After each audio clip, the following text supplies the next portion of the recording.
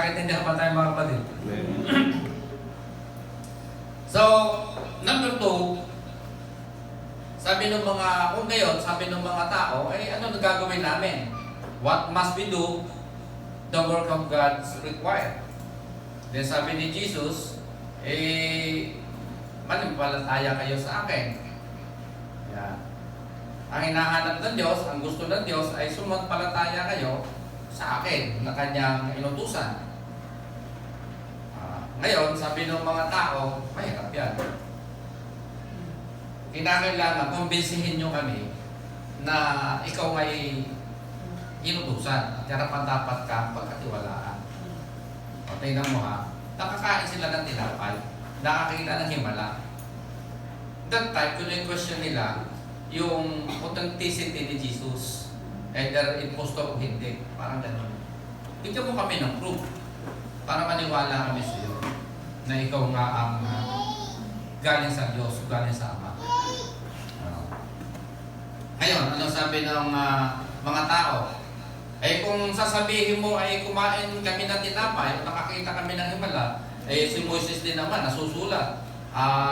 Pinakain yung mga ninuno natin ng tinapay sa ilang. Nabusog din naman sila. So, anong magkakaiba mo sa kanila? O sa kanya? So, comparison between Moses at saka kay Jesus. So, ikinumpara si Jesus kay Moses.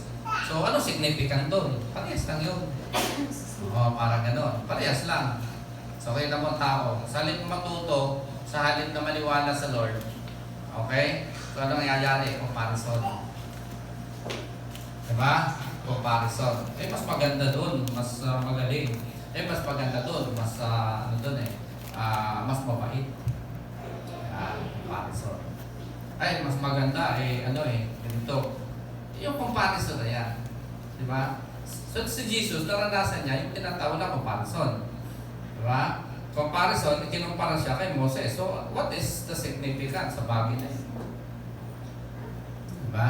Ngayon, sabi ni Jesus, tandaan nyo, ang nagbigay ng tinapay sa inyo ay hindi si Moses, ang Ama. Diba? So, hindi akala nyo si Moses ang nagbigay. Hindi, ang nagbigay sa inyo, ang Ama. Yun, ang Ama. At sabi nga ni Jesus ay ang kumain ng tinapay na binigay ni Moses, pag ng Ama sa pamagitan ni Moses, lahat ng mga tao doon ay namatay din. Pero sabi ni Jesus, sa tinapay na bibigay ko, ay hindi nang mamamatay. Okay, tignan mo. Kanina, sabi ng mga tao, Rabay, may paggalang, may respeto. Pertaining doon sa isang guro, isang matuwid na tao. So may pag-honor sa kanila, may pag-respeto. This time, sabi ng mga tao, Sir, so medyo empathic ko yung yung dating may pangiinsulto. Di ba?